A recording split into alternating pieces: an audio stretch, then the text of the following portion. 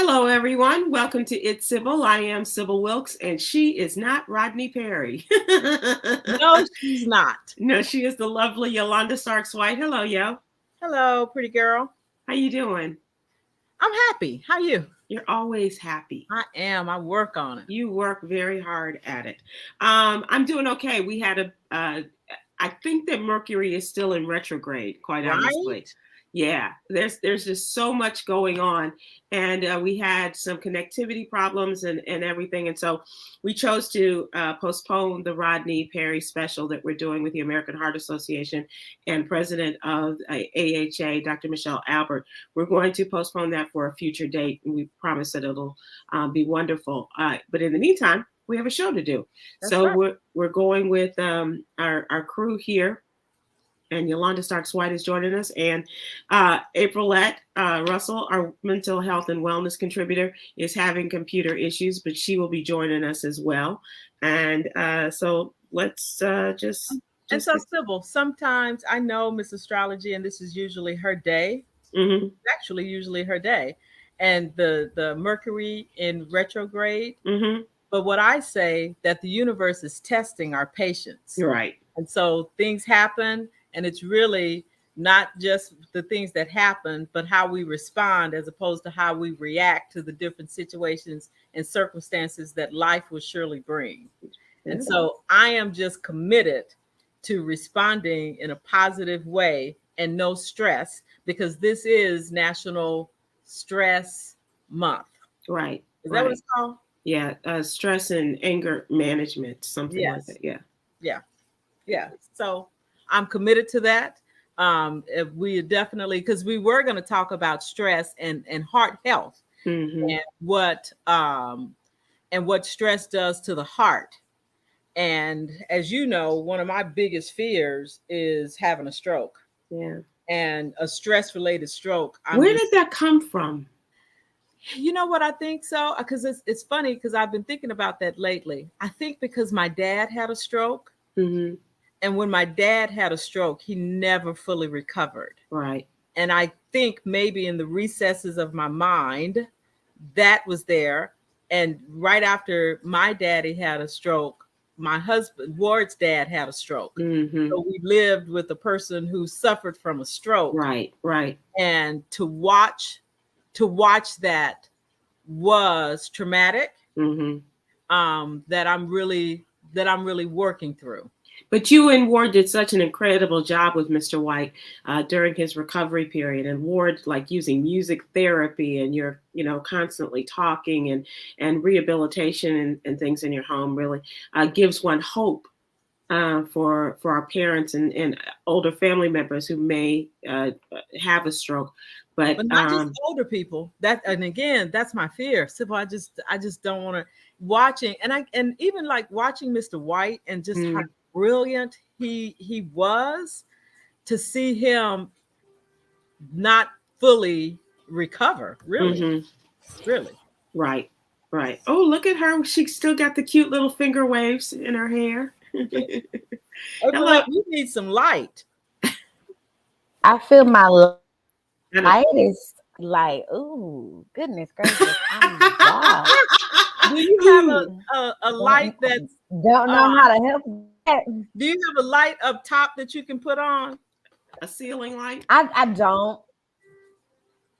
These new the way that my apartment instead of Chica said I bought you up too soon. I'm gonna take you out. Y'all take care of that. Chica, you bring her up when it's the right time. When you think that she's ready to be presented. I'm ready, right? Bye, Aprilette. Oh, I hope she doesn't take offense to that. Y'all didn't want me on. Yeah, no. We just want she's so pretty. We got to see that face. Right. That's the answer. So I don't have that. I do have strokes and heart attacks in my family, Yolanda, but I don't have that fear. But I do understand it.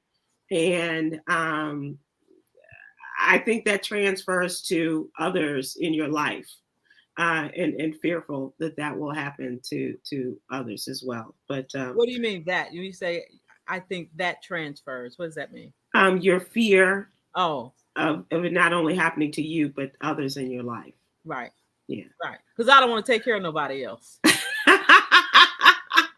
But you want us to take care of you. Well, I don't want to put myself in a position where I'm going to have to be taken care of. Right. So let's take care of our hearts. Let's make sure that we eat right and exercise and limit our stress so we can knock that off the list. Because as we are reminded, and I also think that our partnership with the American Heart Association has made me more cognizant of the realities of stroke and how we lead in we being African Americans lead in having strokes. Right. Yeah. We're number one. We're number one again. Yeah. So let us be mindful of that. And I don't think we're doing, sterling or gold and platinum jobs in terms of our way we take care of ourselves and what we're doing. But I think we are on the road to making great strides and progress. Right. We may not be up at the clip of dawn out there power walking, and we may not be eating fruit salads every day. Lord knows I'm not, but my heart is my heart is really good in terms of really wanting to do better. My heart is in the right place. That don't work. My heart is in the right place. We need some action behind. What are you saying? What? Okay, so I'm not up at the tip of dawn. I do get up and I walk and. Okay.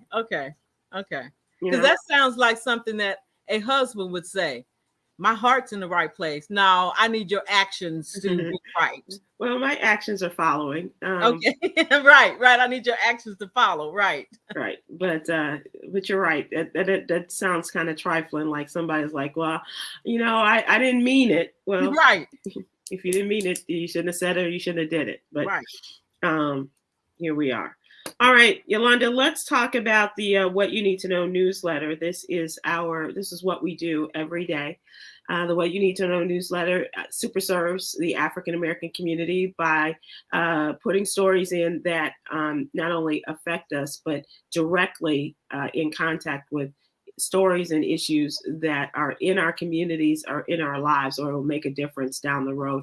I love talking about politics. We also have an affiliation with Black Health Matters, and they have some great articles that they allow us to print and publish, as well as we have some youngins who are contributors in mental health and wellness, as well as LGBTQ and social justice, as well as politics. We also continue our relationship with others that we had with the Tom Dorner Morning Show with the Black History Fact, as well as the HBCU Corner.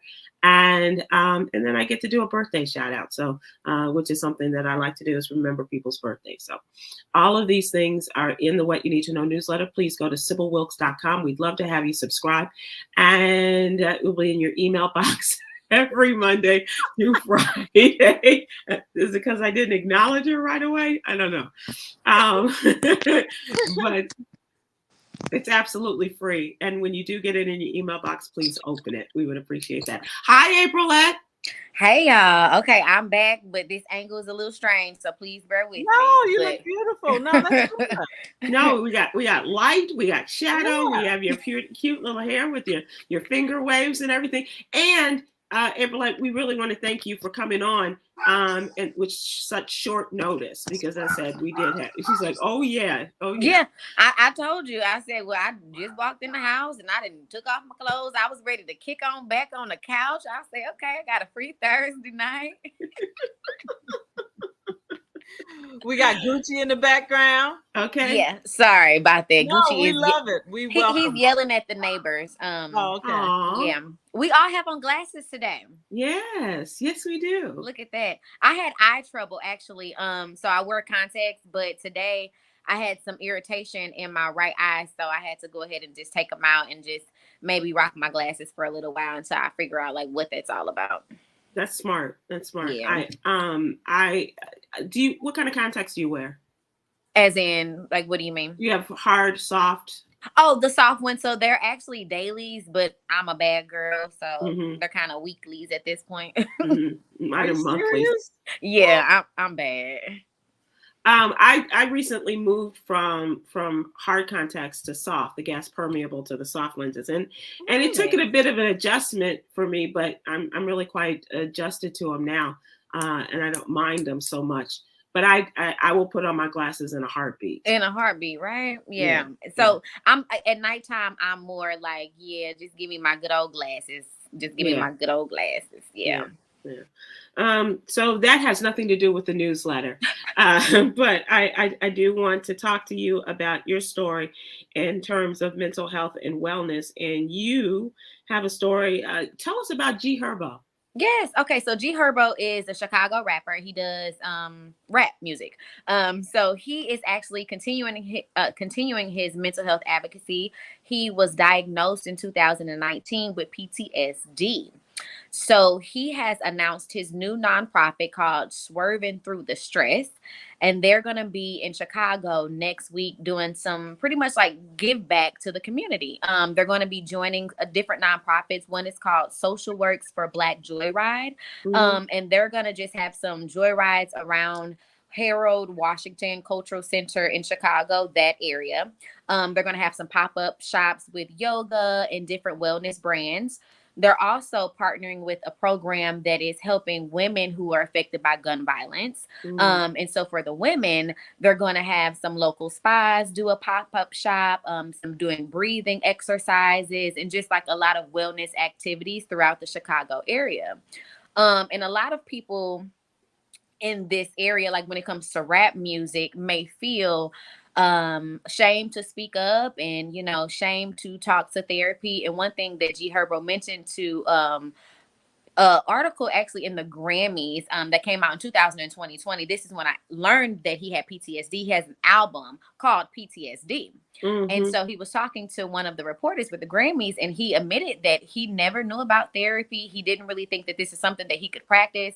And so after his arrest in 2018, he was introduced to therapy by his lawyer. And so he actually got diagnosed with PTSD, and that's what he named his album about. And so now he's just continuing to be a mental health advocate, and he started this nonprofit. So I think this is a real good thing and beneficial for sure, especially for our community and for people who look like us, who listen to rap music, or who you just may feel that they do not have a safe space or cannot speak up. So to see G Herbo being in that like spotlight and him speaking up about his PTSD experience, I think that's pretty awesome. Does he do anything with trap yoga? You know what? I'm not for sure, but I'm sure with the yoga being there and the type of music he does, it's probably going to turn into trap yoga. So I'm not familiar with this gentleman. What is he suffering PTSD from? So it does not say like what he is suffering it from. However, this was after he was arrested on a gun-related charge.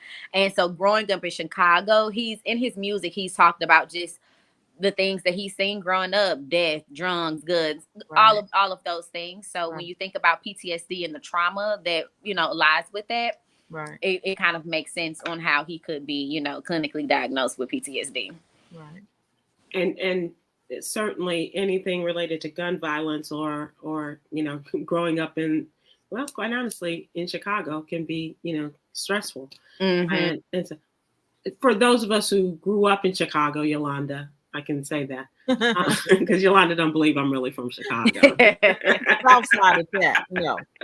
South side of Chicago. South side. So good job. Are you able to deal with stress very well? Because that was going to be the subject of our show with Rodney Perry and Dr. Albert. How about your handling of stress? You know what? I'm going to say I'm working on it. To be honest, what is the definition of stress? Because there's sometimes I think that me personally, I can get stress and anxiety mixed up. I don't know if it's like, oh, I'm feeling really stressed today, or is this a stress headache, or, you know, am I tense in my shoulders because I'm stressed, or am I having anxiety? So I'm not necessarily for sure if I'm educated enough to kind of navigate it, because I'm not really for sure what that looks like for me. But I do know there are stressful times, and how do I handle that? Breathing. I do love a good 4 in, 6 out. And I actually learned this new breathing technique. It's something about a square. And I don't know, Yogi, you may be able to speak more about the square technique. And I've been trying to incorporate that when I'm feeling overwhelmed. So if overwhelm and stress are equal, I feel it all the time. Well, they say that stress is a state of worry or mental tension caused by a difficult situation. I'm not sure what the difference between that and anxiety is, but I think, and I'm not even sure about the official and clinical definition of anxiety, but we hear that a lot. Mm-hmm. You know, people say, "Well, I'm anxious. I have anxiety," and you know, for many of us, it's, "Well, I'm just nervous." Mm-hmm. Mm-hmm. You know, back in the day, it's just like I'm just feeling very nervous, and so I don't know if it is a clinical definition that we require to describe ourselves, or just, you know, I have stress related vitiligo. That's what the doctor said. That it comes and goes based upon my stress levels. Yeah. But you know, I worry. I'm nervous. Yeah.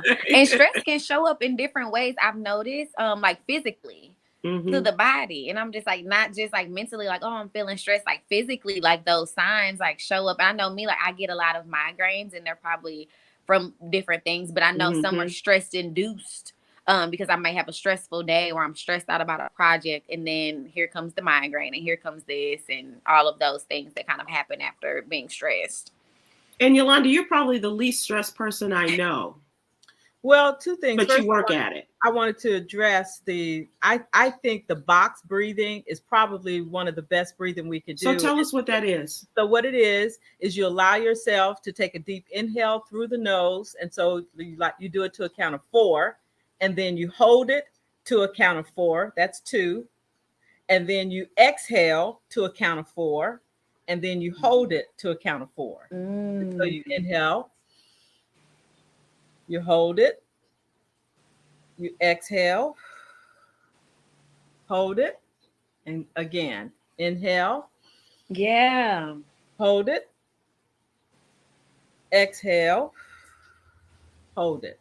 And so, because it is just as important to inhale fresh oxygen, and that fresh oxygen, it goes through the brain and it helps to put fresh oxygen to the brain, help you to get refreshed. But it also goes through the body and it allows you to oxygenate the cells to help you move around. But also what a lot of people don't think about, it is just as important is to totally exhale, because you are exhaling all of the stress, the release, the negativity, and the carbon dioxide that's in the body, which is poison. So those of us who are waiting to exhale, we really should just get that out. You really should exhale. But one of the things that that in my training that I think that we all really, really need is, April, you got me going. I love it. That. But I think that we all should not only do therapy, but there is something that's called cognitive behavior therapy. And the cognitive behavior therapy, which means what? It is the way you think and process a situation, how you see a situation, your perspective. So for that example, mindset. I'll give you an example. So when you wake up in the morning, it might be raining outside. Well, some people might say, "Oh gosh, it's raining. Oh, it's just going to be a gloomy, bad day. Oh, I don't like the rain. Oh gosh, I'm going to get out there in traffic and people go be driving crazy." That's how you perceive what rain will bring. As opposed to, you can train your mind to see it another way. I look at it like, oh my God, this is such great sleeping weather. Yeah, this is great sleeping weather. Or, this is great that the universe is cleansing itself, that God is sending down his tears to cleanse the earth. And I'm going to get out there and I'm going to be the person that's going to really, some people are scared, but what I'm going to do is I'm going to help them navigate through these streets. So again, it's all in your perspective, and but training your mind to how you perceive situations, and that's in every situation. Yeah, right. Yeah, that's true. But it's a form of therapy that I think that we all need. So it's one thing to just rehash all of the things that has happened in your life and in your day, But it's another thing to have somebody say, well, that's one way of looking at it. That it irritates Sybil when I say that, but I do mean it. So we can look at it that way, or we can look at it this way. And it kind of makes you think like, well, in that perspective, there's really no good or bad, no negative or positive, because that's exactly right. You know, come on now. Oh, good session. I love this. Okay, Sybil. All right. We're out of time. Where'd she go? Like a ghost. My work is done. Good night, everybody. Tip your waiters and waitresses. We're out of time for this, but thank you, Aprilette, and for taking us in that direction. I appreciate it. It's time for us to move to the What's Really Going On segment of the show. And today is National No Dirty Dishes in the Sink Day. Something like that. No Dirty Dishes Day. And so my question for you is, what is that one chore or those two chores or three chores that you hate to do around the house, but you have to do it? What are those chores around the house that you have to do? It's you know, if you're not going to do it, who is, unless you bring somebody in to clean your house. But what are those chores that you know, and Yolanda, you know that with husbands and wives, with spouses, with partners, some people take, you know, a group of things that they're good at, and another group, you know, says, I don't want anything to do. You can have that.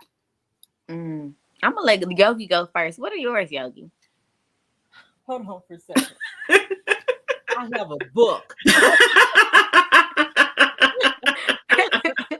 Everybody needs a husband. I like that.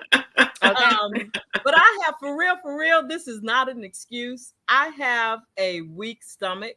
And so I was teasing my sister because my mother has a dog that she doesn't need.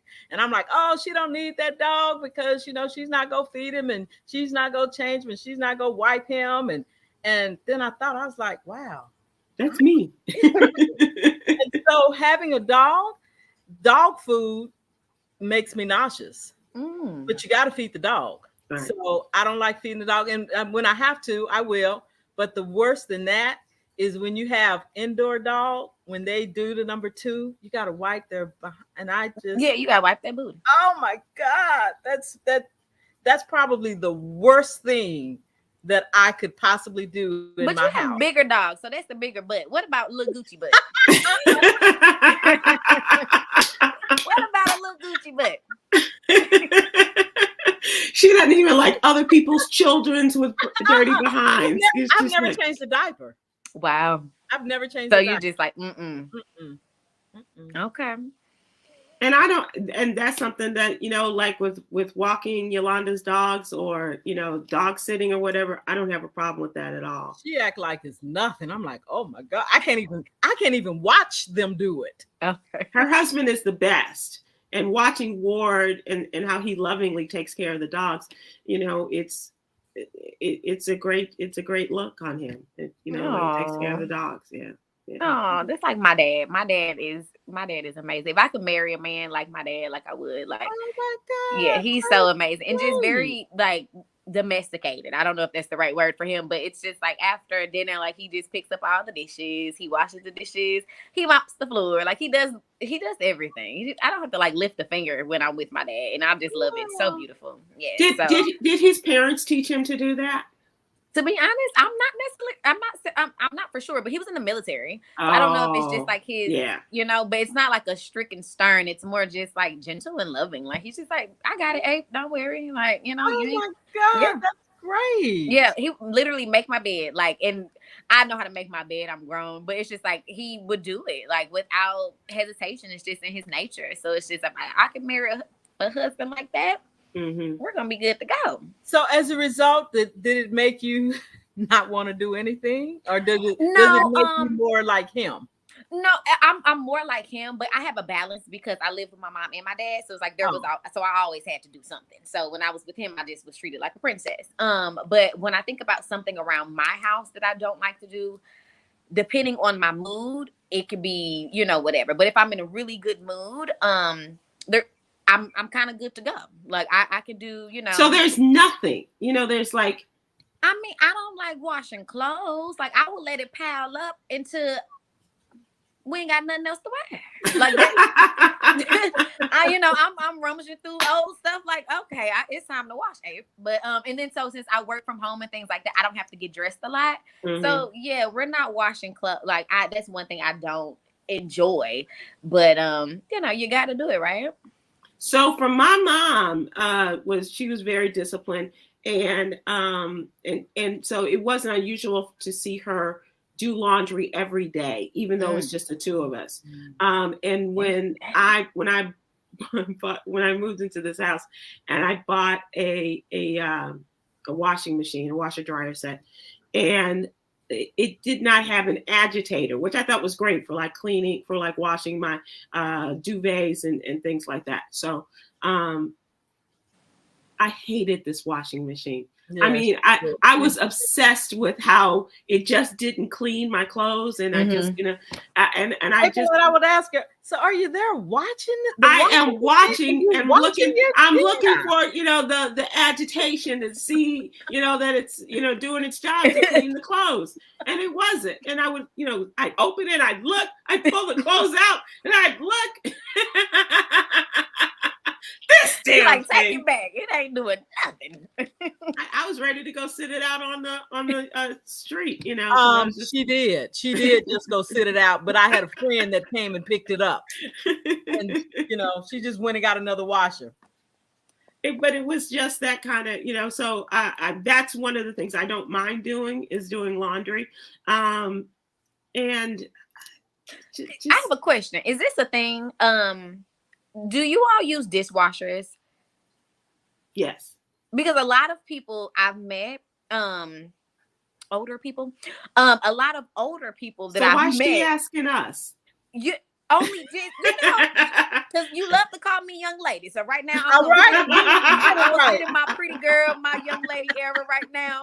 But no, a lot of older people, they're like, dishwasher. Why? I don't use the dishwasher. I'll get in there and wash the dishes. And I'm just like, baby, the best thing is the dishwasher. Having grown up that way, and I remember saying, Mom, we need a dishwasher. We need a dishwasher. She said, we have one. Like, we do. Hands. She said, yes. I said, where is it? What color? What am I looking for? She said, it's brown. And tag, you're it. Yeah. Yeah, but I don't mind doing that either. Okay. But I do use my dishwasher. I'm like that. I would rather, if I did dishes, I would wash them by hand. Look at it. If I did dishes. Well, I didn't mean it like that. Don't do that. But at a party at Yolanda's house, you will see her girlfriends who are, doing the dishes by hand because under her direction. Because we think that the dishwasher does not do as good of a job as hand. But for real though, the dishwasher is probably better than by hand. Yeah. Than your hand in particular. Yeah. No, because I'm actually. She got the hand. Not the hand too. Not the stomach and the hand. I'm a mess. I'm somebody's wife. Okay. You just kick back and get pampered. Yeah. But I've seen Ward White put some dishes, because he'll put dishes in. He don't rinse them off, and see that will get underneath my look. It works. It works. It really does. I mean, that dishwasher is powerful, and it really works. I believe mine is too, but I'm still not above. Rinsing off. Wrenching. Yeah. Yeah. Wrenching off the dishes. Wrench off now. Do we have any responses to people? We have a lot of responses. Okay, here we go. Renita Bland on Facebook. I hate dusting and washing the floorboards. Oh my gosh, don't like it at all. Yolanda's grandmother was a stickler for cleaning off the floorboards, right? Yes. Yeah. Well, actually, my stepmother, and that was something very, very serious. And so now I am ashamed to admit, but when I go, like if I go, I see washboards. When you go to people's house, that's the first thing your eye goes to. Yep. Yeah. Same. Yeah, and that's no big deal, but that's my thing. We didn't have floorboards. Brenda Brooks Perry says clutter. She hates to clean up clutter and hates to I'm assuming that's the chore that you hate is clutter cleaner upper. Michelle Lynn Summerall on Facebook. I hate folding laundry. I don't mind folding.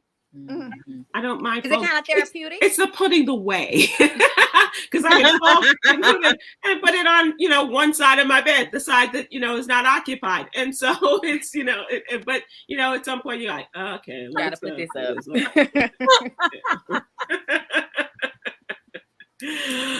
Tab B on YouTube, it said it would be washing dishes. Well, send the dishes our way because we don't mind. Okay. Well, some of us don't mind. Stephanie Irvitz on Facebook says changing the sheets on the bed. So is it I don't understand what the difficulty is there. Does anybody else have a like putting that one sheet on first, the one that with the scrunchy corner? Fitted. And so the fitted sheet on the bottom, and so you're supposed to go one corner, the opposite corner, then one corner, and the opposite corner. Now by yourself, that is a task. But can you fold a fitted sheet? And I love saying that. Yes, I can. Yeah. Okay. Because with that. Because Marie Kono or whatever her name is, the neat lady, shows you how to do that. Folding inside and folding and yeah. Okay. Girl, them sheets is wrapped up. Rolled. And it's just me at the house with Lucy. Baby, who's looking at the doggone sheets? They are inside the closet. No. Not the roll up. Yes. What about when your grandmama used to iron the sheet? My grandmama used to iron those sheets. Crisp. Yeah. Yes. Yeah, absolutely. Oh, that's funny. Nobody's talking about cooking as a chore, huh? Barbara Ferguson says cooking. I would rather clean. I live alone, so I have to eat, but I hate cooking. I don't hate it. As a matter of fact, sometimes I like some of the dishes that I've managed to pick up. It's just me. I to be honest, mine is just eating in general. Because sometimes it's just like, I gotta eat today, like because it's annoying because you have to think about what you want and so sometimes I would rather somebody come up with a whole week of food plans or whatever it is and just bring it to me. Yeah because Yolanda and I are like, so did you eat today? and she will go out and get me she got me a turkey sandwich today, or I'll we reciprocate, but it is and boy, toiling over that oven to cook that turkey today. Roasting that turkey took all day. Yes. And good turkey too. That really is. It was very good. And toiling over the gumbo that you brought me a couple of weeks ago. Oh yeah.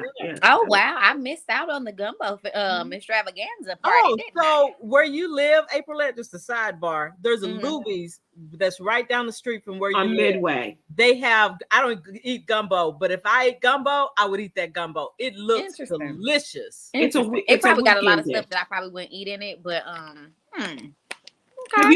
Have you ever been to Luby's cafeteria? No, I heard it was like cafeteria food. Mm-hmm. Cafeteria food. What does that mean? Cafeteria food. she said derisively. No, I've never been. I have a delicate palate. No, I've never been. I'm just joking. Okay. Well, it'll save you from having to come up with something to eat because the choices are plentiful. Karen Vaughn on YouTube says, cleaning the bathroom. Who does the best job at that, Yolanda? I don't know. Husband. Oh, yes. Ward the Great. But he does everything. Does he have any brothers? No. He's an only. No, he has to. Look who he's married to. But before he married you, what was the deal? Before he married me. Did he have one for beauty and one for duty?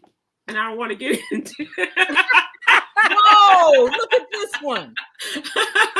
Dad's little clothing is dusting, vacuuming, and cleaning the shower tile. I'm with you. Yeah, that is a good one. Yeah. Oh, let's look, Sybil.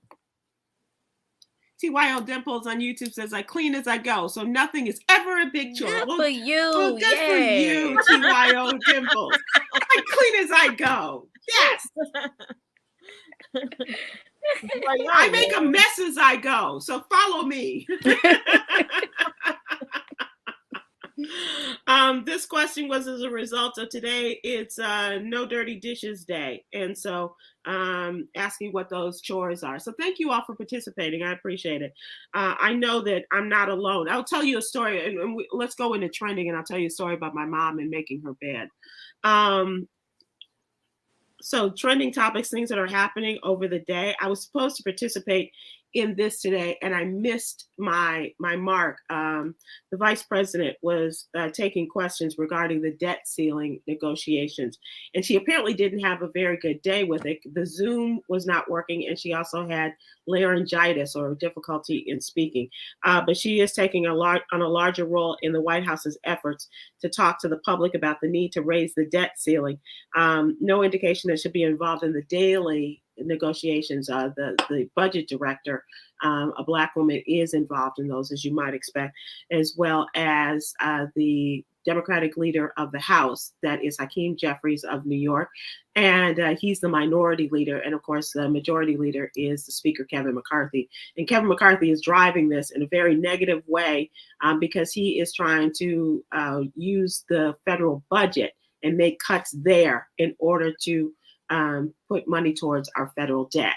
That's just not the way it's done, Mr. McCarthy. But he's trying to make the White House look bad, and the Republicans are going right along with him in that. And we do get down to this, but historically, the negotiations are pretty much, look, we know we're just going to show the people that we're working on this, but we know that we're just going to sign off on extending the debt. You guys, right now, the Republicans are saying, let's show them that we're really working and that George Santos is not the only one that's representing the United States Congress and we're doing stuff. But we know the truth. And so the debt is supposed to have some sort of decision on extending the debt ceiling, which is $31 trillion plus right now. And if they don't do something in extending it by June 1st, we could be in a lot of trouble financially. It could affect our financial markets, our 401ks that we have, people who are receiving Social Security payments, veterans, as well as members of the active military, could all find their money is a little funny come June 1st or thereafter. As they battle it out, but it doesn't seem like it's going to happen that way. The president went to Japan for the G7 summit, which is the big superpowers of the country of the world, and it's not a good look when you're there as the leader of the free world with all the other superpowers and saying, I got to get back because we got this debt thing we got to talk about. But he's making an effort to do that. And so he's cutting his trip short and not doing a lot of the celebratory things that they originally planned for him to do. And he's coming back and putting the nose to the grindstone and make sure that this happens and doesn't let the Republicans put their feet on the neck of Democrats as we're trying to get through this. And especially it's kind of a perilous thing. It's a little tricky when you're doing this a year before the elections. And so the Republicans, hold the possibility of making themselves look bad, Yolanda, if they don't appear to want to work with Democrats and their people need their money, need Social Security and Medicare and Medicaid just as much as the Democrats people do. So they're kind of playing a line and talking about things they want to take away from people, and especially as it relates to COVID-19, the pandemic era programs that were put in place to help people during a difficult time. So, Sybil, one of the things that's interesting for people like me, I am your audience, but I believe that I'm on the low end of your audience because your audience tend to be highly political, highly intellectual. And for the rest of us who are not as political, this is just such a waste of, not a waste of time, but how often do we hear this? And is this whole hoopla? And then at the ninth hour, yeah, they come in and they extend it. But we have done all of this talking. So by now, when we hear it, we're toned. Wah. Why are you, Aprilette? Are you in the same audience as I am? It's like, we don't know what that means. I don't know what $3 trillion. I don't know what that means. So the number doesn't mean anything to me. Mm-hmm. And the fact that every time it comes to the deadline of them having to make a decision, it's a whole much ado. And I want to say about nothing, because it is something. But so you don't want to hear about it. You're tired of hearing about it, because it has been leading up to this for weeks and now months. And we've just been talking about it. But the last 2 years we heard about it, and then But here's the thing: when Republicans are in the White House, they will just sign off on it, which is what they did during the Trump administration. But when it comes to the Biden administration, they went, oh no, we can't afford to do this. And all of the debt that Donald Trump put this country into, all of the programs, all of the things he signed off on, that's why we're in these financial straits right now. And so, but did this happen during the Trump administration too? I do remember there being a big talk, a ramp up to. But that also had to do with the shutdown of the government. We keep hearing, but not so much the shutdown of the government as this is regarding extending the debt. The shutting down of the federal government has to do with the budget, the federal budget, which is what the Republicans are now trying to take away programs because they say that this will help us with the debt. Because in my mind, I'm like, we're going to continue to be in debt. So if we don't extend, what's really not the solution, but what is the, I guess, solution? So maybe the solution is, Aprilette, is to say, yes, we are going to extend the debt, but we are also going to be very mindful of our budget. And how we spend moving forward. And how we spend money. And it will also help if we put something in the law that says, you guys, you ladies and gentlemen of the Senate and the House, don't get paid until you come to an agreement. Yes, that would be nice. Because if people who are working for the government, whether you are, an E5 or you are, work for the IRS or you work for, the water department or whoever it is, and you work for the federal government, if you don't get paid, then they should not get paid. Yep. I honestly believe that, and it should be so. And I know they've made that proposition, but nobody has the real guts to push that forward. To stick it to them. And nobody has the guts to say, "Yeah, you're right. We're going to vote for that." Right. I think if you're going to take away from us, you need to feel the pinch too. But it's not going to shut down. That's all I'm saying. It's not going to shut down. No. They're going to come. They're going to sign it. It's not going to shut down. So building up all that angst and anxiety and stress is for naught. They're going to come to the table. They go sign. It's going to keep going. Let us hope. Yeah. Okay. Yeah. Let us hope. The president is saying, there's going to be no negotiation over this. I will not negotiate it. We need this. The people need it, and we're not going to take away from them right now. We're still in the aftermath of the pandemic, and we still need to keep people getting their money. Heck yeah, yeah. I'm all for it. Where's my change? Where's my cheddar? Okay. Do you all have friends who just can't get over something and they hold on to a grudge, and you're like, get over it already? I have a tendency to remember people who do bad things to my friends and family. That would be you, Sybil. That's me putting you in the spotlight. In case you didn't know what that highlight was. I got it. Thank you. But when people do something to my best friend, then I'm going. Oh, you a scrapper? You like to tussle? I'm not a fighter, but I will remember, and I will let you know that I remember. And I'll be like, "What happened? When did that happen?"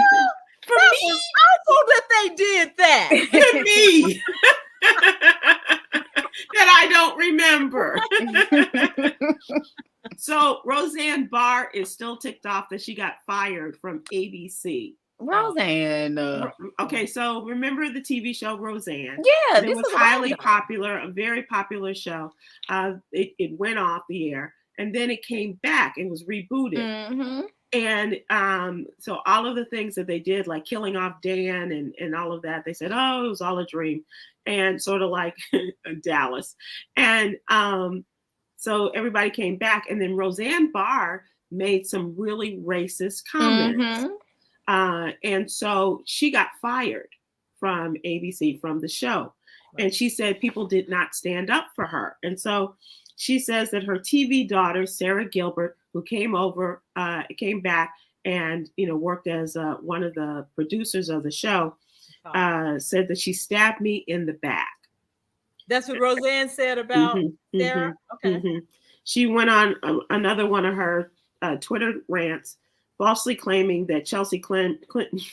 So she made all of these political and racist rants. One thing that she said was Chelsea Clinton was married to George Soros's nephew. Nobody knows who George Soros is unless you're a diehard Republican. And George Soros is a very rich Democratic backer. Repeated a false rumor that the billionaire is a Nazi sympathizer and made a racist comment about Valerie Jarrett, comparing her to an ape. So during a recent interview on All Places, the Megyn Kelly show, she blamed her former co-star for Sarah Gilbert for the backlash against her. She tweeted, Gilbert tweeted, Roseanne's recent comments about Valerie Jarrett and so much more are abhorrent and do not reflect the beliefs of our cast and crew or anyone associated with our show. And I'm disappointed in her actions, to say the least. Well, somebody needs to tell that their stuff stinks, right? And so she did. And so she went on to create after, well, what do you do after Roseanne is no longer a part of the show? They shut the show down. They came back as the Connors in a spinoff after her firing. And so now they're on their way into season 6, if this is not season 6. Oh, wow. And so Roseanne is still, fuming at her nut farm, which is appropriate, in Hawaii, and still very angry. And she says that she stabbed her in the back. She didn't stand up. I don't know how you stand up for racism like that. I don't know how you stand up for hatred and spewing of lies. Maybe she didn't come at it well. Maybe she should have called her and said, look, I don't agree with you. You're my friend. But I got to tell you, I just tweeted this, and I'm not going to lie to you and say I didn't tweet it. It wasn't. Why did she have to tweet it? Why couldn't she just address? That's a good question. But maybe she had to tweet it isn't she the producer of the show? So did she kind of feel that she needed to kind of be the face of this before? But if I'm your friend before I'm the producer. So I'm going to. Were they really friends? Well, they were friends, and they were not only friends, they were long time, playing mother-daughter and that kind of thing, a family. She said that it wasn't enough. She stabbed me in the back and did what she did to me there. She said she would go on her talk show every day, because remember, she was on the talk.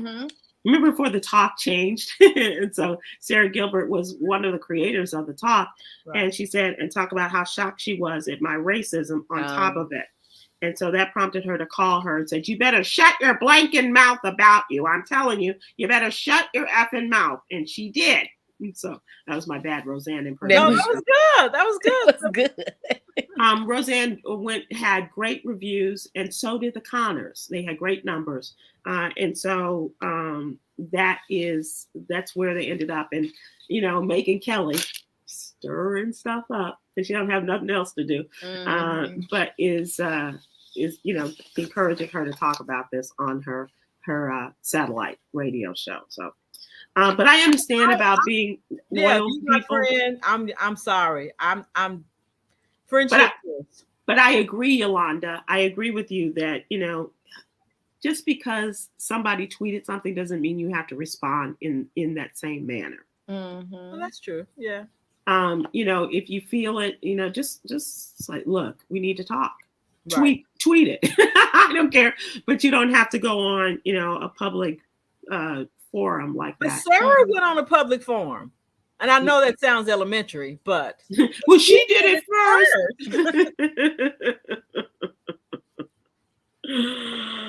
All right, so let's move to entertainment, and let me know what you think about this pairing. Jonathan Majors, the actor, it's just Mr. Movies, Mr. TV show, Mr. Everything for the new young Black actors, got in some trouble with his white girlfriend over some domestic abuse, and so he could be in a lot of trouble. The DA is bringing charges against him. And even the girlfriend said, it wasn't that bad. He didn't hit me. I may have been drinking, and all this other kind of stuff. It's too late. And so he could be in trouble and could, if his lawyer is not able to get him off, he could go to jail, right? On a domestic abuse charge that he says, and the girlfriend says he did not do. But so now he's moving on. And I'm wondering how this is going to work with the white girl who was his, vouched for him and said he did, he's not that bad. He's still in the throes of this tricky legal situation, but he started to find new love. And his new girlfriend, have you seen? Is Megan Good. Is that true? Well, so that was my question to you. What do you think? Is it in order to kind of keep him in the good graces of his public? And say, here's a beautiful Black woman that he's dating, and and let's support him, or is it just for? And I'm not saying they're using her as a beard, but back in the day, in Hollywood days, a lot of homosexual actors would have relationships with women in order to kind of throw people off the scent of their homosexuality. So are people kind of using it, or maybe they have the same manager and using Megan Good to be, as a diversionary tactic in his relationships with this white woman, as well as to get him back on track in his career, because he's lost a lot. Yeah, and that's so sad. I mean, well, now that she said the woman saying that, he not necessarily did hit me or whatever the case may be, now that she's kind of retracting her statement, it's sad. And to see a Black man literally on the rise, and now all of this. But with the Megan Good aspect, I don't know how true that is. I really don't care, but I don't necessarily, I'm not really feeling that, but who am I, Well, I wasn't feeling it. I was like, oh, here we go again. But then as every, entity by building, by business, saying we have severed our relationships with Jonathan Majors. And I just hate to see that. I just hate to see he's right here. Right. Like literally right there. And just a touch away from the top. And everything could just go to hell as a result of this situation that he says did not happen. And now she's saying. And she said that it did not happen as well. Yeah. There. What do you, Yolanda, you're very quiet. Oh, I don't care. I don't care about other people's business. I got so much going on in my personal life. And this from the woman that watches The Housewives. I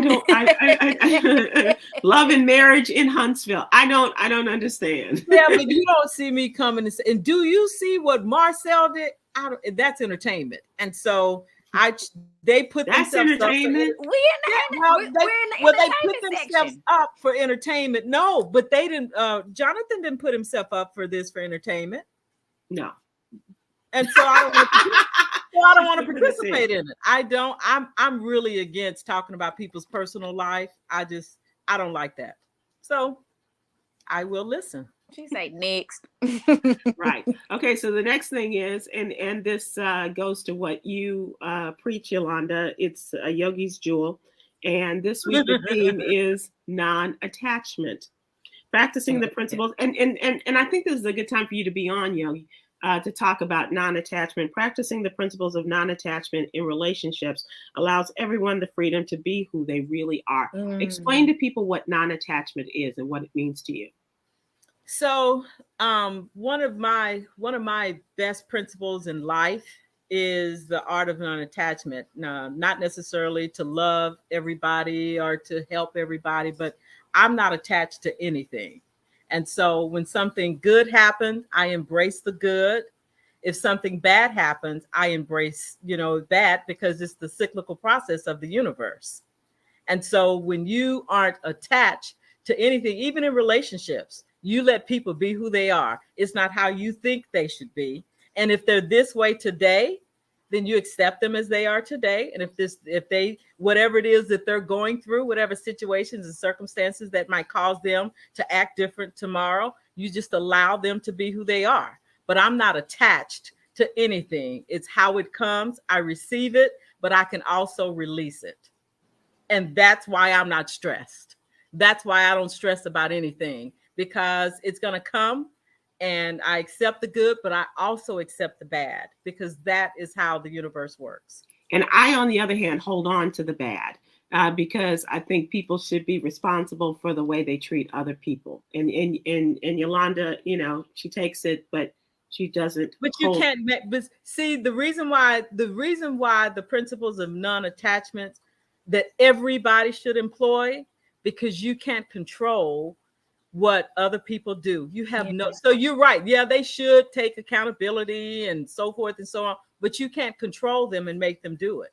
Even with what happens in the universe with Mother Nature, you can't control what's going to happen, you know, with nature. Yeah. You have no control. So it would behoove you, for your peace and your sanity, to not be attached to it. Yeah. It would behoove them to not be mean.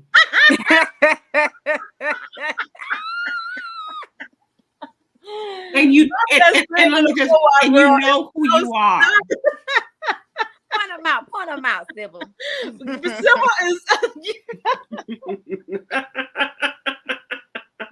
Sybil is so consistently Sybil. Can't be doing that to my friends and saying stuff like that. Come on now.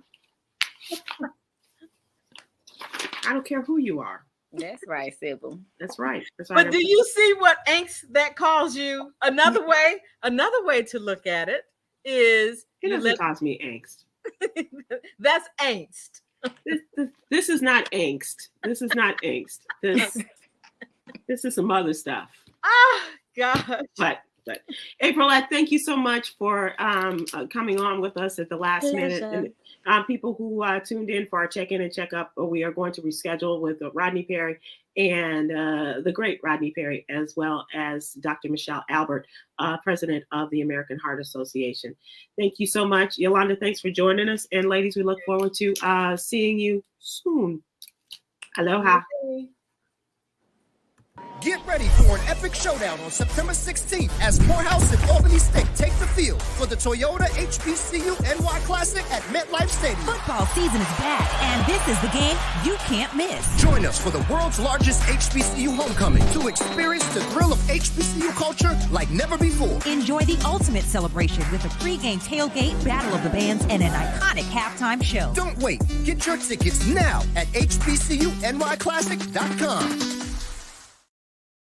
One more thing, and we've been talking HBCU business all day. Thank you so much for letting me join you. I really enjoy when you allow me this opportunity. So thank you.